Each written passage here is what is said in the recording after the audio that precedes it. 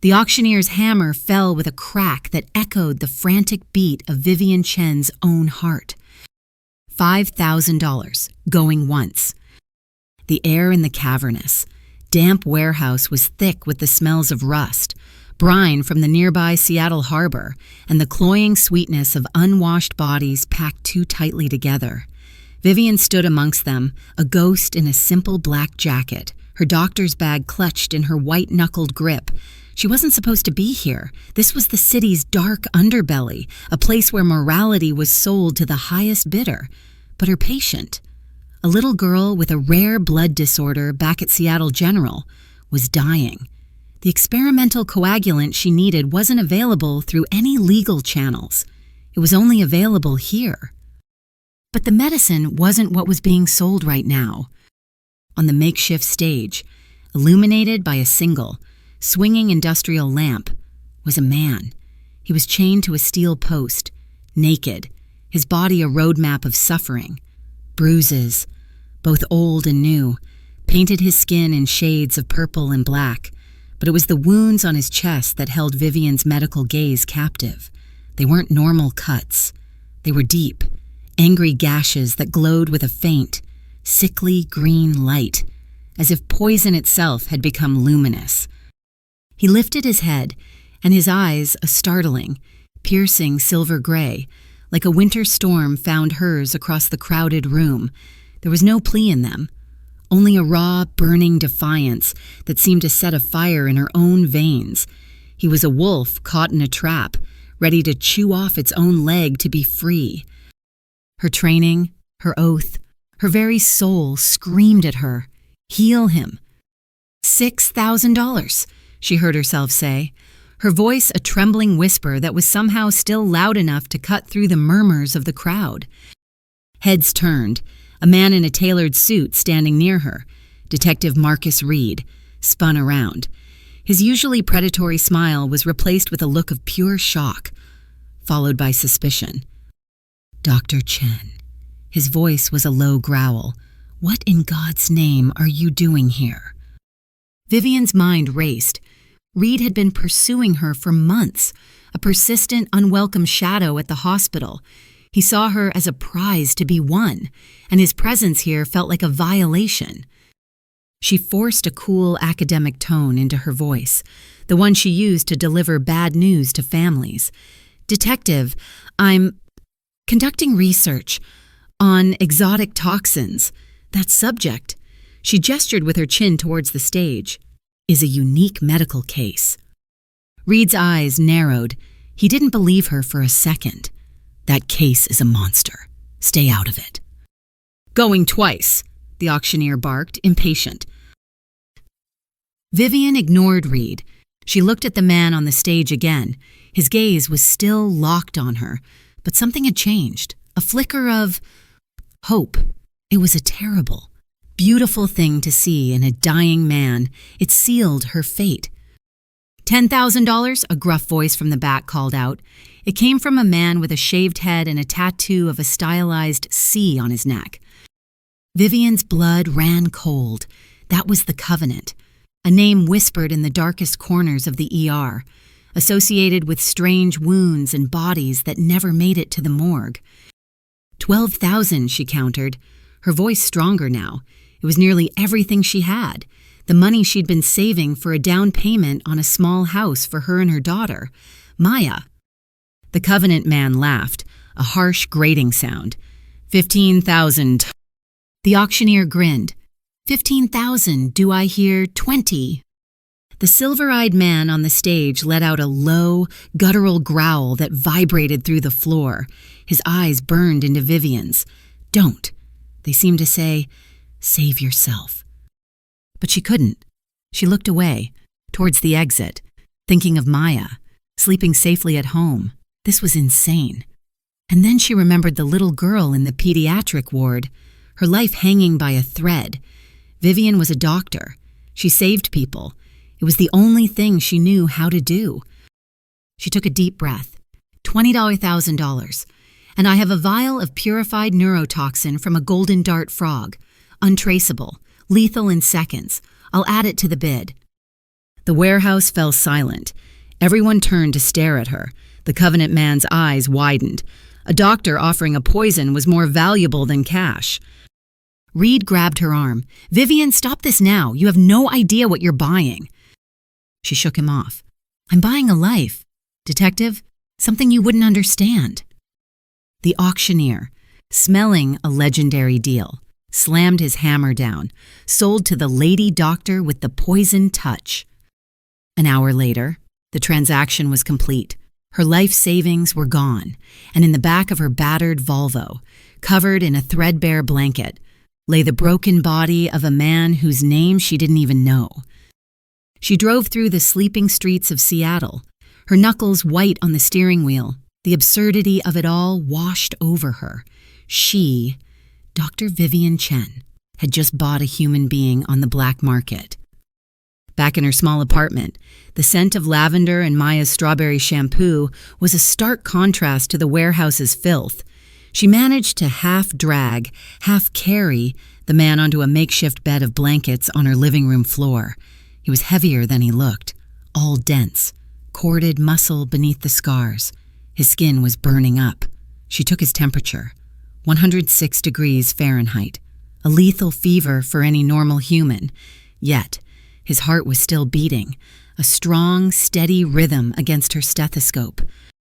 A small sound made her look up. Maya, her 7-year-old daughter, stood in the doorway of her bedroom, clutching her stuffed rabbit. Her dark hair was a wild halo around her small face. "Mommy," she whispered, her eyes wide as she looked at the man on the floor. "Who is that?" "He's a patient. Sweetie, he's very sick. Go back to bed." But Maya took a step closer. Her head tilted. She wasn't scared. Vivian had always known her daughter was different, more sensitive than other children. "Mommy," Maya said, her voice filled with a strange certainty. "He smells like the forest after it rains." Vivian's heart stuttered. Before she could answer, she turned back to her patient. She had to clean those glowing wounds. She dipped a cloth in antiseptic and gently began to dab at the gash on his chest. The moment her fingers brushed his skin, it happened. A soft, warm, golden light bloomed from her palm, sinking into his flesh. It was her secret, a strange ability she'd had since she was a child, a healing touch that could soothe pain and speed recovery. She'd always dismissed it as a kind of placebo effect, a psychic quirk, but she had never seen it manifest as visible light before. The green glow of the poison in his wounds seemed to recoil from her golden light. The man on the floor gasped, his body arching in a silent scream.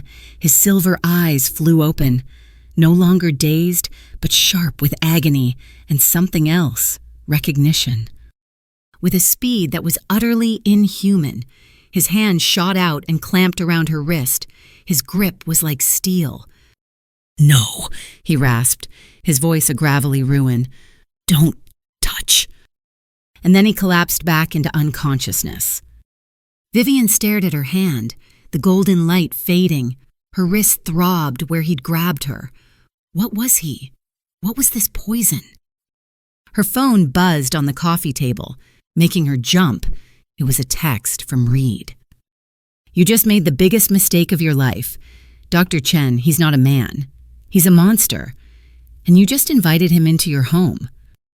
Before she could process the words, the green light in the man's wounds flared violently. The floorboards beneath him began to hum, a low, powerful vibration that rattled the pictures on her walls.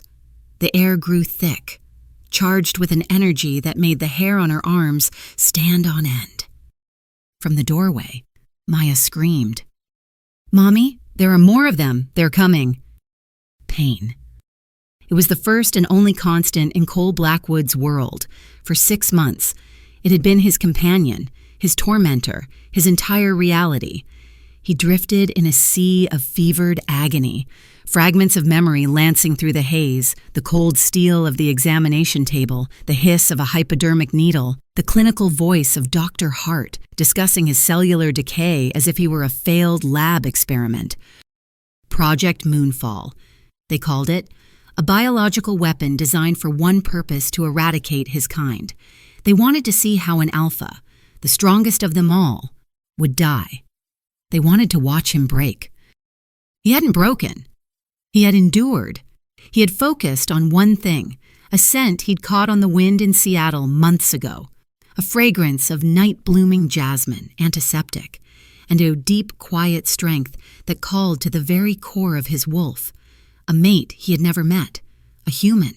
He had tried to stay away, to protect her from his world, but in the darkness of his cell, her scent was the anchor that kept him from succumbing to madness. Now, that scent was all around him. He was no longer in the lab. He was somewhere soft, safe. He could hear a heartbeat, steady and calm, and another, smaller and faster, and he could feel a touch that felt like sunlight breaking through a storm. It eased the fire in his veins, but it also agitated the poison.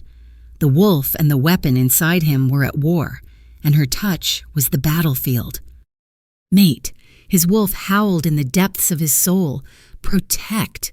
Claim. Vivian watched in horror as the green light erupted from Cole's chest. Throwing her backward, she hit the wall with a sickening thud. The air knocked from her lungs. "Maya, get out," she gasped, scrambling to her feet. "Go to your room and lock the door." Maya, tears streaming down her face, didn't move. "But Mommy!" Now, the man on the floor was changing.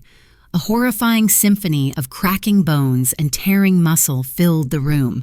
His shoulders broadened, his spine elongated. Coarse, dark hair sprouted across his skin.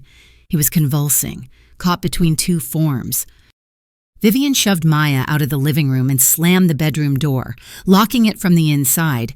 She was trapped in here with whatever he was becoming. She backed away, her heart hammering against her ribs, as he slowly, unsteadily, rose to his feet. He was taller now, his frame larger, more powerful. His face was a twisted mask of man and beast. His teeth had elongated into sharp fangs, and his eyes were no longer silver gray. They were molten gold, the eyes of a predator, and they were fixed on her. A low growl rumbled in his chest. "I'm sorry," he rasped, his voice a shredded, inhuman sound. "Can't control it." The poison, her touch, the proximity of his mate, it was too much. The wolf was in control, a primal force of instinct and agony. He saw her, his mate, his anchor, the source of the scent that had kept him alive. And he saw the threat, the world that had hurt him, the poison that was killing him. The wolf knew only one way to secure what was his, to forge a bond that even death could not sever. He lunged. Vivian cried out as he closed the distance in a single, impossible bound. His strength was terrifying. He pinned her against the wall, one hand tangled in her hair, forcing her head to the side, exposing the tender skin of her neck and shoulder. His body was a furnace against hers, a maelstrom of raw power and heat. She could feel his hot breath on her skin, smell the scent of pine and wild earth that clung to him. He buried his face in the crook of her neck, inhaling deeply. "Mate," the word was a possessive, desperate groan torn from the depths of his being. And then his fangs sank into her flesh. A bolt of white-hot lightning shot through Vivian's entire body. The pain was excruciating, a primal violation that made her scream. But beneath the agony, something else was happening. A connection, powerful and undeniable, flared to life between them. It felt like a string being pulled taut, weaving their very souls together. She felt his pain, his desperation, his fierce, possessive need for her. It flooded her senses, overwhelming her own terror. Her blood was on his lips. The taste seemed to break the feverish spell. Cole's golden eyes widened in horror at what he had done. The wolf receded. Leaving the man to face the consequences, he released her, stumbling backward as if he'd been burned. "No," he whispered, his body trembling. He collapsed to the floor, the last of his strength gone. Vivian slid down the wall, her hand pressed to her shoulder. Blood, warm and sticky, seeped through her fingers, but as she watched, the edges of the wound seemed to shimmer. The bleeding slowed, then stopped. The skin was knitting itself back together at an impossible rate. Outside, Maya was pounding on the door. "Mommy! Mommy! Are you okay?" Vivian pushed herself to her feet, her legs shaking. She stumbled to the small bathroom mirror and stared at her reflection. Her face was pale, her pupils dilated, and for a fleeting, terrifying second, her amber-brown eyes flashed with the same molten gold as his. Her phone, lying on the floor where she dropped it, vibrated. The screen lit up with a message from an unknown number. "We know you have the alpha. Return him, or your daughter pays the price." The morning light that filtered through Vivian's blinds felt harsh, alien. Sleep had been a distant country she couldn't visit. She had spent the night watching the man Cole. She decided to call him, for the dark, wild look of him as he slept, his fever finally breaking. She touched her shoulder. The bite mark was no longer an open wound. It had healed into a permanent, silver scar, a perfect imprint of 2 canine teeth. It tingled with a strange energy, a constant reminder of the previous night's madness. Her whole body felt different, sharper. Her hearing was so acute she could hear the gentle thump-thump of Maya's heart in the next room. The scent of coffee brewing in her neighbor's apartment 2 floors down was almost overwhelming. She was running a low-grade fever, her skin hot to the touch. The bite, it had done something to her. Cole was still unconscious, his breathing deep and even. She couldn't leave him here, but she couldn't call the police. Reed's warning echoed in her head, so she did the only thing she could think of. She called in sick to the hospital, bundled Maya off to a neighbor's house with a flimsy excuse, and then, using a gurney she borrowed from the hospital basement, she smuggled Cole into her private research lab. It was a small, forgotten room, a perk for her research grants, filled with state-of-the-art equipment that no one else ever touched. Here, she could get answers. She drew a sample of his blood. Under the microscope, her breath caught in her throat. His red blood cells were normal, but woven between them were other cells, ones that shifted and changed shape, acting more like living organisms than simple components of blood. His DNA sequence was even more shocking. It was human, yes, but with a secondary strand coiled around it, a strand that was undeniably lupine, yet more complex, more evolved. He was something else. And then there was the poison. It wasn't a bacteria or a simple chemical. It was a synthetic retrovirus, a sophisticated biological weapon designed to target and destroy that specific, non-human strand of DNA. It was elegant, brilliant, and utterly terrifying. Her hands trembling, Vivian accessed the hospital's deep archives, searching for any similar viral structures. A keyword search for lupine DNA and retrovirus yielded a single, heavily encrypted file from over 2 decades ago. The project title hit her like a physical blow. Project Moonfall, Principal Investigator Dr. Richard Chen. Her father. The file was locked down tight, but a few fragments of his research notes were accessible. Her father, a brilliant but cold and distant geneticist, had been its creator. A chill that had nothing to do with her fever crept down her spine. One notation stood out, dated 28 years ago. Test subject M7 unforeseen emotional attachment has compromised the project. Subject is terminated. Fetus extraction protocol failed. Vivian felt sick. She stumbled back from the computer, her world tilting on its axis. Her father, the man who raised her in sterile silence after her mother's death, was the architect of the very poison flowing through the man in her lab. She pulled out her phone and dialed the number for the high-end nursing home where her father now lived, his brilliant mind slowly being devoured by Alzheimer's. A kind-faced nurse answered. "How is he today, Mary?" Vivian asked, her voice hollow. Oh, about the same. Dr. Chen, agitated. He keeps repeating a name over and over, has been for weeks now. A name? Vivian asked, a sense of dread closing around her throat. Yes, the nurse said. He keeps saying, Luna, don't leave our child. Luna. That was her mother's name. A gasp from behind her made her spin around. Cole was awake. He had pulled himself into a sitting position on the gurney, his silver-gray eyes clear and lucid for the first time. They were filled with an ancient, soul-deep sadness as he looked at her. You saved me, he said, his voice a low, rough baritone. It sent a shiver through her that was equal parts fear and something else, something warm and resonant. But in doing so, I've doomed you. He gestured toward the scar on her shoulder, the claiming bite. It forges a bond, but it also shares my bloodline. A human body can't survive the transformation. He met her gaze, and the pain in his eyes was unbearable. The poison in my blood is accelerating it. You're going to die, Vivian, in 3 days. Unless. A sharp thwack sound shattered the moment. Vivian screamed as the lab window exploded inward. An arrow, sleek and black, embedded itself in the floor tiles between them. Tied to its shaft was a small, rolled-up piece of parchment. Scrawled on it, in what looked like dried blood, were 5 words, "Give us the Alpha." In a sterile, subterranean command center miles below the gleaming towers of Seattle, Dr. Nathaniel Hart watched the footage on a bank of high-definition monitors.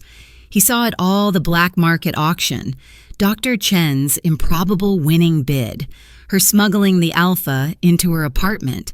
A slow, satisfied smile spread across his thin lips. Perfect, he murmured to himself. Absolutely perfect. He tapped a key, and the main screen flickered, replaced by an image from 20 years ago. A younger Hart stood beside a younger Richard Chen in a pristine laboratory. Between them, strapped to a table, was a woman with wild, dark hair and furious, amber-colored eyes. Luna. After all these years, Hart said to the empty room, Richard's little secret has finally come out to play. Detective Reed stepped into the room, his face a mask of frustration. He's in her lab at Seattle General. My men are in position. Give the order, and we can take them both. Hart waved a dismissive hand, not taking his eyes off the screen. Patience. Marcus, you see a target. I see the culmination of my life's work. He stood and walked to a large refrigerated vault, entering a long passcode. The door hissed open, revealing rows upon rows of glowing green vials. Project Moonfall. 20 years ago, Hart began, his voice taking on the lecturing tone of a professor, Richard and I were on the verge of creating the perfect weapon, a retrovirus that could target the lycanthrope gene exclusively, a way to cleanse the world of these beasts. Our prize subject was a female, captured from the Blackwood pack. Her name was Luna. He turned to face Reed, his eyes cold and distant. But Richard, he went soft. He fell in love with the creature. He tried to help her escape. In the struggle, she was fatally wounded, but not before she gave birth. Hart's lips curled in a sneer. Richard ran, taking the child with him, a half-breed, an abomination. He pointed a finger at Vivian's image on the screen. That is Vivian Chen. She's a natural-born hybrid. Her DNA is the missing piece of the puzzle. The Alpha's bite didn't poison her. It simply awakened the wolf blood that was already there. Her immune system is fighting the virus, adapting to it, creating antibodies that are priceless. Reed looked confused. So what's the plan? The plan, Hart said, his voice dropping to a conspiratorial whisper, is to let the transformation complete. Let her body brew the perfect antidote. Once she fully turns, we will capture her. We will synthesize a new perfected strain of Project Moonfall from her blood, a version so potent, so targeted, It will be an extinction-level event for their kind, and it will be completely harmless to humans. He looked at Reed, a fanatical gleam in his eyes. You lost your brother to one of these animals. Did you not? This is our chance to ensure no one ever suffers that fate again. I want you to watch her, rattle her cage, threaten her child, but do not, under any circumstances, harm her. The hybrid is far too valuable to damage. Reed nodded, a grim satisfaction settling on his features. And the alpha? Blackwood. Hart chuckled. He's just the catalyst. Once we have the girl, he is expendable. After Reed left, Hart walked back to the vault. From a hidden compartment, he removed a small vial filled with a clear liquid. The label was faded. Written in his own hand, Luna. Final sample. He held it up to the light, then touched the trio of old, silvery scars that ran down the side of his face, a permanent reminder of Luna's claws. You betrayed science for a monster. Richard, he whispered to the memory of his old partner, now your monster's daughter will give me the power to finish what we started. He picked up a secure phone and dialed a number. Asset is in place, he said coolly. Activate Phase 2. It's time to acquire the child. There's no time, Cole said, his voice urgent as he pulled on a set of spare scrubs Vivian had found for him. The Covenant won't stop. They want you now. Not just me. We have to run. Vivian's mind was a whirlwind of terror and disbelief. Her father, her mother, a hybrid, it was all too much. But the look in Maya's eyes when the arrow shattered the window, that was real. The threat was real. Run where? She asked, her voice shaking. To my pack, Cole said, the Blackwood pack. We have a sanctuary, hidden deep in the forests of the Pacific Northwest. They can protect you. They can protect Maya. The idea was insane. Running off into the woods with a man who was part wolf, to live with more of his kind. But staying here meant waiting for the Covenant to snatch her daughter. There was no choice. They slipped out of the hospital through a service tunnel, piling into Vivian's old Volvo. The city lights of Seattle faded behind them, replaced by the towering pines of the Cascade Mountains. Maya, surprisingly calm, sat in the back, occasionally looking at Cole with a curious, unafraid gaze. Are you going to be a wolf all the time now, Uncle Cole? She asked. Cole met her eyes in the rearview mirror, a flicker of a smile touching his lips. Only when I need to be, little one. He then looked at Vivian, and soon, so will your mother. An hour into their drive, it started. A deep, agonizing ache began in Vivian's bones. It felt like her skeleton was being twisted and pulled apart. A wave of heat washed over her, so intense it made her gasp. It's starting? Cole said, his voice grim. He swerved the car onto a deserted logging road and killed the engine. The first shift. It's the most painful. We have to get you out of the car. He helped her out, her legs barely able to support her. Maya, he said. Turning to the little girl, he handed her a small pistol-like object. This is a tranquilizer gun. If anyone but me or your mom comes to this car, you point it, and you pull the trigger. Do you understand?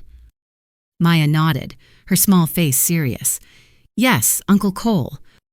Cole led Vivian into the dense forest, away from the road. The moonlight filtered through the canopy, painting the forest floor in silver and shadow. The pain was escalating, becoming unbearable. She collapsed to her knees, a scream tearing from her throat as she felt her shoulder blades crack and shift. Don't fight it, Vivian, Cole said, his voice a soothing rumble as he knelt beside her, his large, warm hands on her shoulders. Let it happen. Let the wolf guide you. Her skin was on fire. Her senses exploded. She could smell every leaf, every patch of damp earth, every living creature for miles. She could hear the frantic beat of a rabbit's heart 100 yards away. And in her mind, a new voice arose, a wild, primal, exhilarating voice that had been sleeping for 28 years. Run, hunt, live. The transformation was agony and ecstasy, Bones broke and reformed. Her spine lengthened. Her face pushed forward into a muzzle. Thick, glossy black fur sprouted from her skin. The world of logic and reason, of scalpels and sutures, dissolved, replaced by a world of pure, unfiltered instinct. When it was over, she stood on 4 paws, panting, the cool night air a balm on her new form. She was a wolf, a sleek black wolf with her own amber-brown eyes, now glowing with an inner light. She looked at Cole, and the primal part of her brain supplied one word alpha. But another instinct, deeper and more powerful, rose to meet it mate. She took a hesitant step towards him, then another. The last vestiges of human fear melted away. She recognized his scent. He was safety. He was hers. She nudged her new muzzle against his hand, then licked the old, faded scar on his cheek. A low growl of pure approval rumbled in Cole's chest. He closed his eyes, a look of profound relief on his face. Then, he too began to shift. His transformation was faster, more practiced, in seconds. A massive gray-silver wolf stood where the man had been, his size dwarfing hers. He was magnificent, the undisputed alpha. He nudged her, an invitation, and together, they ran. For the first time in her life, Vivian felt truly, completely free. They were a whirlwind of black and silver fur, a blur of motion through the moonlit forest. There was no pain, no fear, only the joy of the run, the wind in her fur, and the solid, reassuring presence of her mate beside her. But when they finally returned to the logging road, the joy turned to ice in her veins. The car was empty. The driver's side door hung open. Maya was gone. On the dew-covered windshield, a single message had been written in the condensation, as if by a ghostly finger. "We have the child. Come to the old mill, alone, N.H." The abandoned lumber mill stood like a skeletal giant against the pre-dawn sky, its broken windows like hollow eyes. Cole, back in his human form, wanted to tear the place apart with his bare hands. The thought of Maya in Hart's clutches sent a murderous rage through him, a rage he fought to control for Vivian's sake. She was still in her wolf form, pacing restlessly, a low, mournful whine coming from her throat. I can't shift back. Her thoughts, raw and panicked, echoed in his mind. The bond between them was new, but he could feel her terror as clearly as his own. "It's okay," he sent back, focusing his calm. "Stay as you are. Be ready." They approached the mill. It was a trap, obviously. Dozens of Covenant soldiers, armed with silver-tipped rounds and gas grenades, materialized from the shadows, surrounding them. In the center of the clearing, illuminated by the headlights of an armored truck, stood Dr. Nathaniel Hart. And beside him, a small, trembling figure with her hands tied, Maya. "Welcome, Dr. Chen," Hart called out, his voice smooth and cold. "Or should I say, Luna's daughter." Vivian growled, the sound a deep, threatening rumble. Hart smiled. "Oh, you didn't know your mother was one of them. A magnificent specimen. Your father, my old partner Richard, fell for her. A tragic mistake. He stole you away, this perfect little hybrid, and hid you in plain sight." Vivian's wolf mind reeled. Lies. "It's no lie," Hart continued, as if he could hear her thoughts. He pointed to her shoulder, where the claiming bite scar would be under her fur. "The alpha's bite didn't poison you, my dear. It simply woke up what was already there. It triggered the transformation your father worked so hard to suppress." He took a step closer, holding up a large, empty syringe. "But now we come to the purpose of this little family reunion. I need your blood. Your unique hybrid DNA is the key to perfecting my life's work. It will allow me to create a version of Project Moonfall that is 100% lethal to werewolves, with 0 side effects for humans." He gestured to Maya. "A simple trade, 100 milliliters of your blood, and I will let the child go. You and your alpha can walk away. I only want the means to destroy the other packs, the feral beasts who took my own family from me." "Don't listen to him, Vivian!" Cole roared, stepping in front of her wolf form protectively. "He's a liar and a murderer." But Vivian wasn't looking at Hart. She was looking at Maya, at her daughter's pale, terrified face. In that moment, nothing else mattered. Not her new nature, not the lies of her past, not even her own life, only Maya. With a shuddering effort, she forced the change. Her bones cracked and reshaped in a painful, reverse transformation. She collapsed to her knees, naked and shivering in the cold air, a human woman once more. Cole immediately shrugged off his jacket and wrapped it around her. She looked at Hart, her amber eyes blazing. "Let her go first." Hart chuckled. "I think not." Vivian locked eyes with Maya and gave her a tiny, almost imperceptible nod. It was a signal they'd practiced for the stranger danger talks. Be ready to run. She stood up, letting the jacket fall, and walked toward Hart. "Fine. Take it. Take my blood. Just don't hurt my daughter." Cole started to move, but she shot him a look. "Trust me." Hart's eyes gleamed with triumph.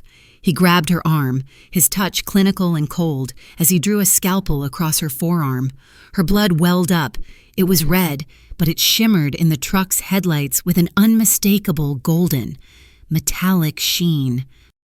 "Perfect," Hart breathed, his face alight with manic glee. "Hybrid blood." In that moment of distraction, everything happened at once. "Now!" Vivian screamed. Detective Reed, who had been standing silently behind Hart, suddenly spun around, his service pistol drawn. "I worked for you to get justice for my brother, Sam," he snarled at Hart, "not to help you terrorize a little girl." He fired. The bullet grazed Hart's shoulder, making him drop the scalpel and stumble back. Chaos erupted. Cole exploded into his alpha wolf form, a silver-gray engine of destruction, tearing through the first line of Covenant soldiers. Vivian scooped Maya into her arms, shielding her with her own body as she ran for the cover of the trees. A gunshot rang out, louder than the others. Vivian turned to see Cole cry out, a pained yelp that was cut short. He stumbled, a dark stain spreading across the silver fur of his side, and then he fell. No! A raw, primal scream was torn from Vivian's throat. It wasn't just a sound. It was a force, a wave of shimmering, golden energy erupted from her, blasting outward in all directions. It slammed into the Covenant soldiers, throwing them back like dolls. It shattered the headlights of the truck, plunging the clearing into darkness. When the light faded, Vivian was on her knees, clutching Cole's massive, bleeding form. He was shifting back, his human body reappearing, a terrible bullet wound in his abdomen. "Cole," she sobbed, pressing her hands to the wound. "Don't you dare die. Don't you leave me." Her hands began to glow, the golden healing light pouring from them, but the bleeding wouldn't stop. His silver eyes found hers, clouded with pain. "Vivian!" Her eyes, filled with tears, flashed from amber to molten gold for the first time. She wasn't afraid of the change. She welcomed it. She let the power, the instinct, the fierce protective love of the wolf surge through her. Mate, save mate. The Volvo's engine strained as Vivian pushed it mercilessly through the winding mountain roads. Cole was in the passenger seat, drifting in and out of consciousness, his breath coming in shallow rasps. Maya was huddled in the back, silent and wide-eyed. "North," Cole had whispered before he passed out. "Follow the howls." And she could hear them deviesa, faint at first, then growing stronger, a chorus of wolf howls that were not just animal calls, but a language, a guide. They were leading her home. She followed the sound off the main road, onto a dirt track that seemed to disappear into the heart of the ancient forest. As she drove deeper, the trees grew thicker, their branches forming a dense canopy that blocked out the sky. Finally, The car could go no further. She killed the engine, and the silence of the forest descended, broken only by the sound of Cole's labored breathing. Moments later, they emerged from the shadows. Wolves, at least a dozen of them, their eyes glowing like embers in the darkness. They surrounded the car, silent and menacing. One of them, a large, russet-colored wolf, stepped forward and shifted. He became a tall young man with the same silver eyes as Cole, but his were filled with fury and suspicion. "What have you done?" he snarled, his eyes fixed on Cole's bleeding body. "What have you done to our alpha?" This was Rowan, Cole's brother, his beta. Vivian felt a surge of defiance, not fear. She climbed out of the car, her own eyes flashing gold. "I'm trying to save him," she said, her voice low and steady. "Now get out of my way, or I will tear your throat out." The other wolves growled, stepping forward. But before the confrontation could escalate, a new figure emerged from the trees. She was an older woman with long, graying braids and a face as weathered and wise as a river stone. Her eyes, dark and knowing, lingered on Vivian. "Peace, Rowan," she said, her voice calm but carrying an undeniable authority. "She speaks the truth. She carries the Alpha's mark." She walked towards Vivian, her gaze dropping to the scar on her shoulder, then rising to meet her eyes. A look of stunned recognition crossed the old woman's face. "Luna," she breathed. "No, you are her daughter." This was Sage Moonwater, the pack's healer and shaman. She wasted no more time, directing two of the pack members to carefully carry Cole to a large, ceremonial yurt set in a clearing ahead. Vivian and Maya followed. Inside, Sage worked quickly, her gnarled hands surprisingly gentle as she examined Cole's wound. "The bullet shattered," she said grimly. "It's released more of the poison into his system. The silver is preventing him from healing." While Sage worked, she spoke to Vivian. "Your mother, Luna, was my sister in spirit. She was born to this pack. She left us 29 years ago chasing a foolish love for a human scientist.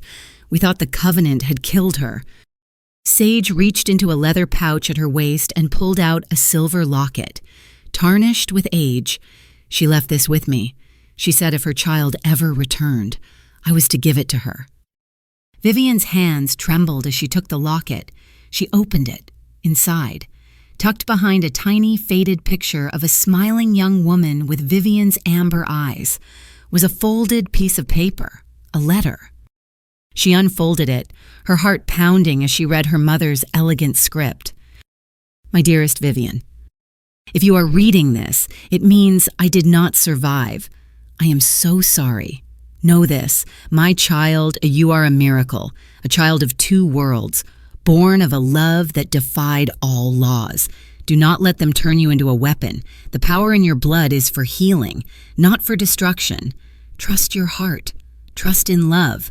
I trusted your father, and though our story ended in tragedy, I do not regret a moment of it. Be strong, my little wolf. All my love, Luna." Tears streamed down Vivian's face. It was all true. Everything. She was not a monster. She was a legacy. A weak groan from the cot drew her attention. Cole was awake, his eyes focused on her. He reached out, his hand barely brushing hers. "Vivian," he rasped, "you have to complete the bond. The claiming bite goes both ways. You have to bite me back. It's the only way to purge the poison. To save us both." Vivian stared at him, her mind reeling. "How? I don't know how." A faint, pained smile touched his lips. "Your instincts will—" Suddenly, a series of frantic howls echoed from outside the yurt, followed by the blare of a powerful alarm siren.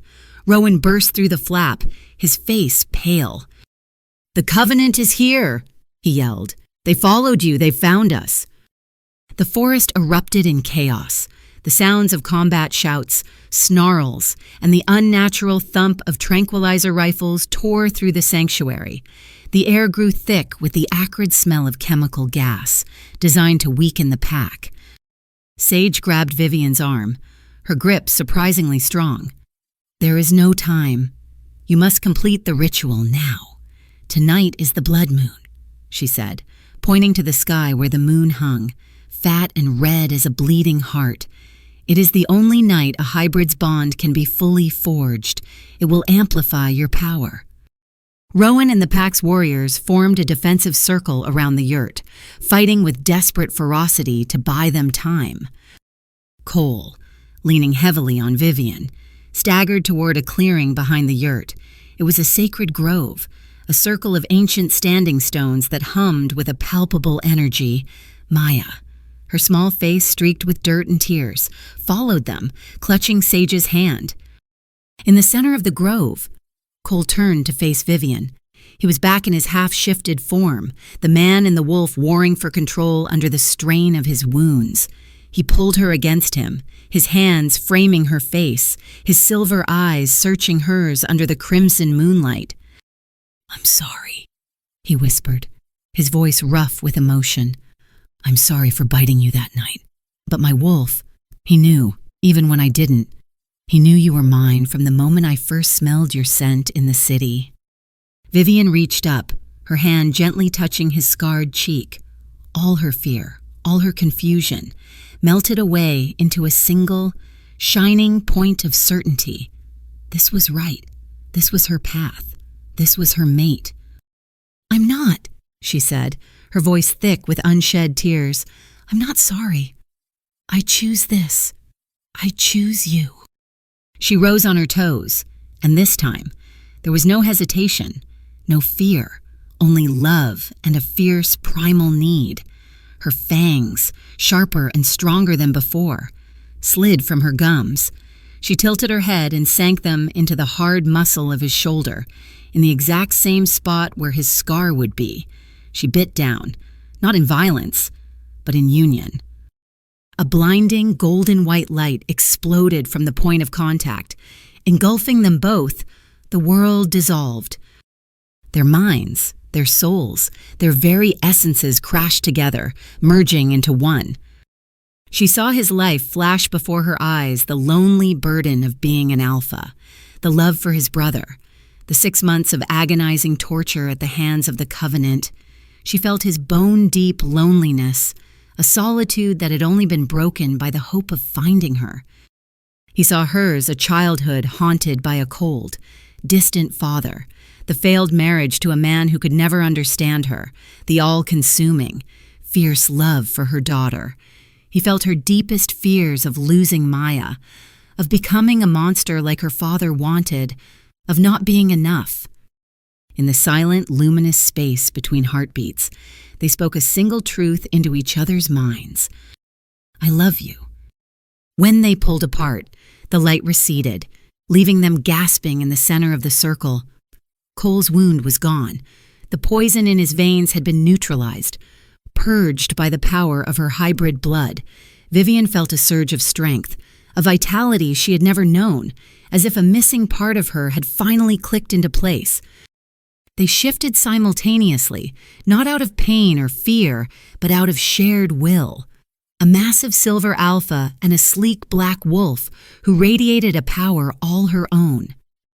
From the edge of the grove, Rowan, his face bloodied from the fight, stared at them in awe. "An alpha pair," he roared, his voice filled with renewed hope. "We have an alpha pair!" The pack warriors heard him, and a triumphant howl rose from their throats, momentarily pushing back the Covenant forces. But the victory was short-lived. Dr. Hart stepped out from behind one of the standing stones, a sickly smile on his face. He held a strange, futuristic-looking rifle. "An alpha pair," he mused. "How poetic. I've been waiting for this exact moment." He fired. It wasn't a bullet. It was a dart, a syringe filled with a swirling, iridescent liquid, a mixture of the original Project Moonfall virus and the sample of Vivian's blood he'd taken at the mill. The dart struck Cole squarely in the chest. "I have both your DNA now, bonded at the molecular level," Hart said, his voice ringing with mad triumph. He will die, and as he dies, his body will become the perfect factory, producing the extinction-level virus I've always dreamed of. Cole cried out, collapsing to the ground, his body beginning to convulse violently. Cole's body seized, the silver fur of his wolf form flickering as his cells went to war with themselves. The perfected virus, a monstrous fusion of Hart's science and Vivian's own lifeblood, was ravaging him from the inside out. Vivian shifted back to human, dropping to her knees beside him. "No, no!" she screamed, placing her hands on his chest. Her golden healing energy poured into him, but it was like trying to douse a chemical fire with water. It only seemed to make it worse. "It's useless, my dear," Hart gloated from the edge of the grove. "You're trying to fight a fire with the very thing that created it." Sage rushed to her side. "Vivian, listen to me. Your minds are one now. You have to go into him. Through the bond, find the source of the poison in his memory. It's the only way." Vivian didn't hesitate. She pressed her forehead against Cole's, closed her eyes, and let go. The physical world vanished, and she was plunged into the storm of his consciousness. It was a dark, terrifying landscape of pain and fragmented memories. She saw the sterile white walls of Hart's lab, felt the sting of 100 needles, heard the detached, clinical analysis of his slow, agonizing death. Subject Alpha 1 response to Moonfall strain 47, negative. Subject still alive. Increase dosage. Continue trials. Then, through the bond. Sage sent her a new stream of images, not from Cole's mind, but from the pack's collective memory, from what Sage herself had witnessed decades ago. She saw her father, Richard Chen, young and brilliant, working alongside a driven, ambitious Nathaniel Hart. She saw them capture a beautiful, defiant she-wolf from the Blackwood pack, her mother, Luna. She saw the forbidden love bloom between the scientist and his subject. She saw Richard's frantic attempts to free Luna and Hart's cold fury at the betrayal. She saw the struggle, the accident, Luna's fatal wound. She saw her father fleeing into the night, clutching a newborn baby her while Hart was left behind, screaming in rage, his face bleeding from Luna's final, desperate scratch. The truth was a physical blow. Hart's crusade wasn't about justice. It was about rejected ambition and wounded pride. But there was another memory, deeper within Cole's mind, locked away behind a wall of pain and shame. Vivian pushed through, needing to know everything, and then she saw it. 7 months ago, the streets of Seattle. She saw herself, walking home from a long shift at the hospital, looking tired but determined. And she saw Cole, watching her from the shadows of an alleyway. He hadn't just stumbled upon her. He'd been following her for weeks. He had caught her scent on the wind, the impossible, undeniable scent of his mate, but he saw she was human, and he knew his world would destroy her. So he tried to stay away. He fought his every instinct, trying to protect her by leaving her alone. Then the Covenant had captured him. Through the months of torture, the memory of her face, the echo of her scent, was the only thing that kept him sane, and that was when he had formed his desperate, impossible plan. He knew the Covenant sold their failed experiments on the black market. He knew, from his surveillance, that she sometimes visited that same market for rare medical supplies. He allowed himself to be broken just enough to be deemed a failure. He gambled his life on the hope that she would be there, that her doctor's oath would compel her to save him. The realization hit her with the force of a tidal wave. You knew. She projected into their shared mindscape. You knew all along. You let me buy you. You planned for me to find you. In the heart of the mental storm, Cole's consciousness turned to her. His spectral form looked at her, his eyes filled with a universe of regret. "I'm sorry." "Vivian," his thought voice echoed. "It was the only way. The poison was killing me. I knew only a mate's bite could slow it down. I thought if I could find you, you could save me. I never intended for you to be bitten. I never intended for you to be dragged into this. And I never, ever expected to fall in love with you. Back in the physical world, a toxic green light began to pulse from Cole's body. The ground shook. Hart, his scientific curiosity warring with self-preservation, took a step back. It's going critical. The retrovirus is destabilizing his cellular structure. Everybody run. He's going to explode. The green light emanating from Cole intensified, casting ghastly shadows across the sacred grove. The air crackled with energy, and the very stones around them seemed to vibrate. "It's a biological bomb," Sage screamed, her voice tight with panic. "When he goes, the mutated virus will become airborne. It will wipe out every wolf in a 50-mile radius." Rowan, his face a grim mask of duty, began to shout orders. "Fall back, everyone. Fall back to the caves. Evacuate now." The pack warriors, Hart, and his remaining Covenant soldiers all turned and fled, a desperate, disorganized retreat from the impending detonation. Vivian didn't move. She remained kneeling by Cole's side, her world narrowed to his convulsing form. Maya ran to her, grabbing her arm. "Mommy, please, we have to go. I don't want to lose you too." Vivian looked at her daughter, at her beautiful, terrified face, and her heart broke. She pulled Maya into a fierce hug, kissing the top of her head. "Baby, remember what Mommy always says? We heal people. That's our job. That's what we do." She met Sage's eyes over Maya's head and pushed her daughter gently towards the old shaman. "Get her out of here. Protect her. Please." Sage nodded, her own eyes filled with tears, and led the crying child away. Now. Vivian was alone with her mate. The pulsing green light was a beacon of death. She placed her hand on his chest, feeling the chaotic storm of the virus within him. Her father created this to destroy. Her mother's letter said she was born to heal. If my hybrid blood helped create this monster, she thought, a wild, desperate idea forming in her mind, then maybe it can unmake it. "If I can't kill the virus," she whispered to the unconscious man, "then I will change it." She took the small obsidian ritual knife from Sage's abandoned medicine pouch. With a steady hand, she drew a deep line across the inside of her wrist. Her blood, shimmering and golden, welled up instantly. She pressed her bleeding wrist to Cole's lips, forcing him to drink. "Take it all," she pleaded. "Take all of me." At the same time, she plunged back into his mind, but she didn't fight the virus this time. Instead, she wrapped her consciousness around it, her healing energy flowing not just into Cole, but into the retrovirus itself. She didn't try to destroy its code. She began to rewrite it. She visualized the virus not as an attacker, but as a symbiote. She imagined it repairing the damaged lupine DNA strand instead of destroying it. In their shared mindscape, Cole's consciousness joined hers. Together, they worked, two halves of a whole.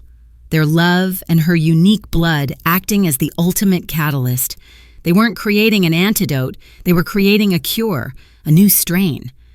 Moonfall Omega. In the physical world, the impossible happened. The terrifying green light softened, shifting in color, warming from sickly green to a gentle, healing gold. The violent convulsions racking Cole's body ceased.